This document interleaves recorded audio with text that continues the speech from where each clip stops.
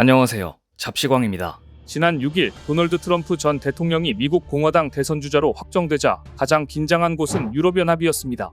이미 오래전부터 트럼프 전 대통령은 나토 회원국 중에서 GDP의 2%를 방위비로 부담하지 않는 국가를 채무 불이행자로 규정하면서 안보 무임승차를 강하게 비판해왔고 나토를 해체할 수 있다고 협박까지 했기 때문입니다. 이런 트럼프가 재선에 성공한다면 세계적으로 방위 수요가 증가할 것이란 전망과 함께 그 어느 때보다 방위 산업업체들이 주목받고 있는데요. 이런 분위기 속에서 최근 나토 지도부가 잇따라 한국을 방문해 한국과 방위산업 협력을 논의하는가 하면 주식시장에서는 외국인들이 국내 방산주를 대거 매수해 눈길을 끌었습니다. 특히 싱가포르의 큰손인 세계 6위의 싱가포르 국부펀드가 한국의 대표적인 방산기업으로 꼽히는 모 기업의 주식을 쓸어담아 전 세계의 시선이 이 기업에 쏠리고 있습니다. 이처럼 외국 투자자들까지 국내 방산주에 투자하는 이유가 무엇일까요? 오늘은 이 소식 자세히 전해드리겠습니다. 최근 유럽연합은 유럽산 무기 비중을 현재 20% 수준에서 2030년에 50%대로 높이기 위해 공동구매와 금융지원 등을 추진한다는 계획을 내놓았습니다.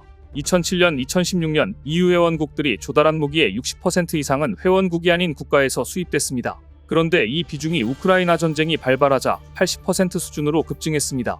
그러자 위기감을 느낀 EU가 2030년까지 EU 안에서의 방산 거래 규모를 현재의 15%에서 35%로 확대하고 신규 구매하는 군사장비의 40% 이상은 공동구매로 사자고 제안한 것입니다. 경제공동체인 EU 차원에서 방위산업에 초점을 맞춘 정책을 발표한 건 이번이 처음 있는 일로 그만큼 유럽이 지금 한국을 비롯한 글로벌 방산기업들의 유럽 점유율 확대를 두려워하고 있다는 반증입니다. 그런데 문제는 유럽이 지금 자체적으로 방산무기를 생산할 능력이 없다는 점입니다. 방위산업은 말 그대로 국가 방위를 위해 군사적으로 소요되는 물자를 개발, 생산하는 산업입니다. 시대를 선도하는 가장 앞선 기술력이 적용되고 산업 인프라를 구축하는 데 많은 돈이 들어갑니다. 극히 일부를 제외하면 구매자가 각국 정부로 한정되는 등 다른 산업과 여러 면에서 차이가 많습니다. 현재 전쟁 중이거나 전쟁 발발 가능성이 큰 나라에서 방위산업은 사용자, 즉 군을 중심으로 돌아갑니다. 무기체계 개발 및 구매에 일선 군인들의 요구 조건이 가장 많이 반영되고 그래서 전쟁이라는 위급함이 우선시돼 때때로 기업이익이 침해받기도 합니다. 반면 전쟁 가능성이 거의 없고 전쟁을 해본 지 오래된 나라 유럽과 같은 곳에서는 반대 상황이 연출됩니다. 방위산업이 기업이익이나 일자리 창출을 위해 돌아갑니다. 특히 산업 종사자와 그들의 표를 먹고 사는 정치인이 결탁해 이권 카르텔을 형성할 경우 방위산업은 주객이 전도되는 악순환에 빠집니다.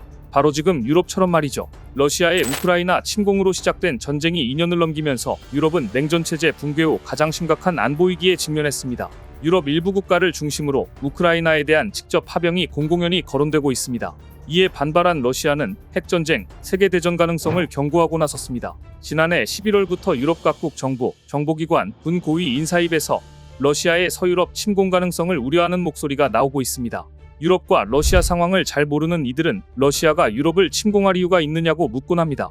하지만 지난 천년 역사를 짚어보면 러시아는 언제나 유럽으로 서진을 추구해왔고 그 성공 여부가 국가 흥망성쇠와 직결됐음을 알 수 있습니다. 그래서 더욱 러시아는 나토의 동진을 민감하게 받아들이고 있습니다. 2015년 미국은 이란 탄도미사일로부터 유럽을 지킨다는 명분으로 폴란드 북부와 루마니아 남부에 이지스 어쇼어 시설을 설치했습니다.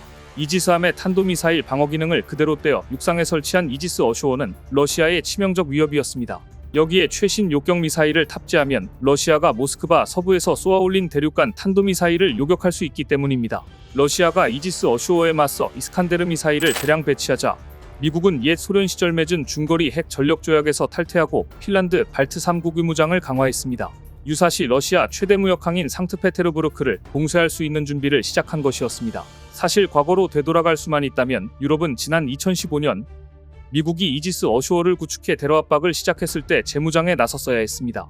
트럼프 전 미국 대통령이 프랑스, 독일 정상과 말다툼까지 해가며 국방 예산 증액과 재무장을 요구한 것도 이 때문이었습니다.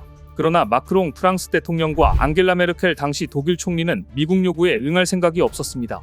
이들 나라의 국방 정책은 국가 안보가 아닌 방산 이권 카르텔 에 수립되고 있었기 때문입니다.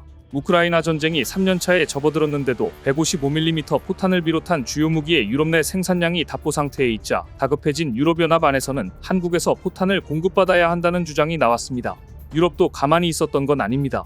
우크라이나 전쟁으로 중요성이 재확인된 155mm 포탄 연간 생산량은 지난 2년 사이 40%가량 증대됐습니다. 주 7일 24시간 가동되는 핀란드 등지의 일부 공장은 전쟁 이전보다 생산량이 4배 이상으로 늘었습니다. 하지만 그래도 부족했습니다. 그럼 왜 이렇게 포탄 수급이 유럽 내에서 제대로 되고 있지 않는 걸까요? 유럽 국방 정책이 이권 카르텔에 얼마나 휘둘리고 있는지는 독일 사례를 보면 알 수 있습니다. 독일 방위 산업은 냉전 시절 뛰어난 성능과 합리적 가격, 우수한 생산성에 힘입어 서방 세계 표준 무기 체계를 대량으로 생산했습니다. 하지만 지난 30여 년간 독일 방위 산업은 망가질 대로 망가졌습니다. 기업 이익과 일자리 창출을 위해 무기 체계 생산 속도가 느려져 비용이 폭증했고, 그렇게 나온 완성품 성능도 추락했습니다. 우크라이나 전쟁 이전까지 유럽에서 국방 관련 투자는 눈이 거의 오지 않는 나라에서 재설기에 투자하는 것과 마찬가지로 여겨졌습니다. 또 유럽산 무기는 사용자보다 생산자 위주로 기획, 설계, 제작, 납품되기 일쑤였습니다. 군 당국이 노후 장비를 대체하고자 합리적 가격에 빨리 납품해달라고 아우성쳐도 소용없었습니다. 강력한 로비 능력과 노조원들의 표를 무기로 정치권을 쥐락펴락하는 방산업계가 들은 척도 하지 않기 때문입니다. 유럽 방산업체들은 일단 무기 획득 사업이 결정되면 최대한 많은 공장으로 일감을 분산해 작업 기간과 비용을 늘려잡습니다. 지난해 초 노르웨이 전차 도입 사업에서 성능, 납기, 가격, 절충 교역 등 모든 면에서 앞선 한국 K2N5 전차가 독일 레오파르트 2A7N5에 고배를 마신 것도 이 때문이었습니다. 당시 현대로템은 경쟁 모델보다 낮은 가격으로 K2 계약 체결 후 6개월 내 초도분 24대를 납품하고 2025년 상반기까지 72대 전량을 공급할 수 있다고 제안했습니다. 반면 독일 방산업체는 초도 물량 납품이 2027년에나 가능하다고 밝혔음에도 수주전에서 승리했습니다. 노르웨이 정치권의 전방 위로비를 펼친 결과라는 분석이 유력했습니다. 노르웨이 군 수뇌부가 국방장관을 상대로 문제를 제기했음에도 결정은 번복되지 않았습니다. 심지어 독일 방산업체가 성능 개량을 이유로 당초 제안한 것과 다른 모델을 납품하겠다고 통보했는데도 말입니다.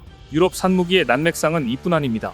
독일산 전투기 유로파이터 타이푼의 경우 4.5세대 전투기임에도 구입 가격과 유지비는 5세대 스텔스기인 미국 F-35보다 비쌉니다. 심지어 독일 공군이 보유한 109대 중 단 8대만 가동되고 있다는 충격적인 사실이 폭로되기도 했습니다. 한국 K2 전차가 대당 100억 원에 달하는 가격으로 국가 논란에 휩싸였을 때 독일 레오파르트 2A7 전차 가격은 대당 400억 원을 찍었습니다. 독일군은 장갑차 가격이 너무 비싼 탓에 부무장인 기관총을 빼고 주문해 빗자루에 검은색 페인트를 칠한 뒤 거치대에 끼워 넣는 해프닝도 있었습니다. 지금 유럽은 평시가 아닌 전시에 준하는 상황에 처했습니다. 유럽 각국 군당국과 정보기관은 러시아의 침략 가능성에 대비해 대량의 무기를 조달해야 한다고 호소하고 있지만 사용자보다 생산자를 위해 돌아가는 유럽 방위 산업은 이권을 내려놓을 생각이 없어 보입니다. 유럽의 무기 조달 프로세스는 대부분 이런 식입니다. 그래서 한국이 필요한 겁니다. 그리고 유럽 방위 산업 전반에 팽배한 이런 모럴 해저드가 한국에는 오히려 기회가 될 수 있습니다.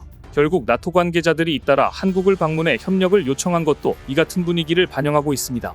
유럽 자체 생산을 더 이상 못 기다리겠다. 모든 게 준비되어 있는 한국에서 사고 싶다는 의사를 표명한 것인데요. 그런데 이때 더 큰 뉴스가 나왔습니다. 싱가포르의 큰손인 세계6위 국부펀드가 한국의 대표적인 방산기업으로 꼽히는 기업의 주식을 쓸어담아 전 세계의 시선이 이 기업에 쏠리고 있습니다. 주인공은 바로 중거리 지대공 유도미사일 천궁2로 유명한 LIGNX1입니다. 세계6위의 국부펀드인 싱가포르 투자청은 최근 LIGNX1의 주식을 쓸어담았습니다. 싱가포르 국부펀드는 운용자산 규모가 약 1016조 원에 달하는 세계 6위 국부펀드로 리센룽 싱가포르 총리가 의장을 맡고 있는데요. 이런 펀드마저 이달 7일 기준 지분 LIGNX1의 주식을 6.37% 보유 중이라는 사실이 알려지자 LIGNX1으로 글로벌 방산시장의 눈길이 쏠릴 수밖에 없었습니다. 한국판 패트리엇으로 불리는 천궁2는 적 항공기와 탄도미사일을 모두 요격할 수 있습니다. 한 개 포대는 사격 통제소와 다기능 레이더, 발사대 차량 세대 등으로 구성되며 발사대 한 기당 최대 8발의 요격미사일이 장착됩니다. LIGNX1은 2022년 UAE에 4조 6,200억 원, 지난해 사우디아라비아와 4조 2,200억 원 규모의 방산 계약을 맺어 세계적인 기업으로 발돋움했는데요.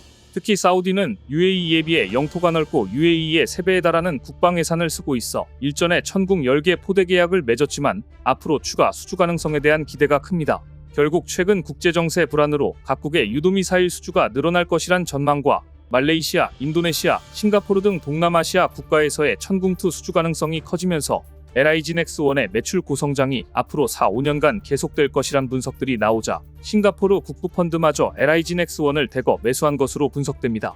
오늘 준비한 소식은 여기까지입니다. 댓글을 통한 여러분들의 많은 의견 기다리겠습니다. 시청해주셔서 감사합니다.